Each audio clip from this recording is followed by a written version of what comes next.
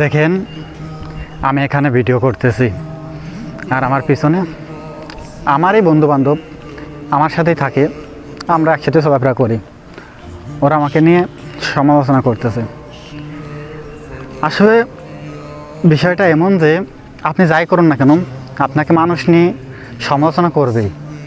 দেখেন, পিছনের সবাই আমাকে নিয়ে হাসাহাসি করতেছে, বলছে আজকেই ভাইরাল হয়ে যাবে, আজকে এটা হবে, আজকে ওটা হবে, আজকে ডলার কামাবে, তো এগুলো বলা করতেছে। তো এগুলো গায়ে লাগে না, কারণ অভ্যস্ত হয়ে গেছে। গত 6-7 বছরে এগুলো অভ্যস্ত হয়ে গেছে। এই সুন্দর ওয়েদারে ওদের নিয়ে উপরে আসছি, ওরা বসে থাকবে, আমি ভিডিও বানাবো এদিক। আর ওরা ওদের ফ্রেন্ড সার্কেলকে দেখাচ্ছে ভিডিও করে যে আমি ভিডিও করতেছি। এই সমালোচনাটা যখন আপনি সহ্য করতে পারবেন না, তখনই আপনি ব্যর্থ হবেন। আর আপনি সহ্য করতে পারবেই, তখন আপনি পরিপূর্ণ একজন সফল হবেন।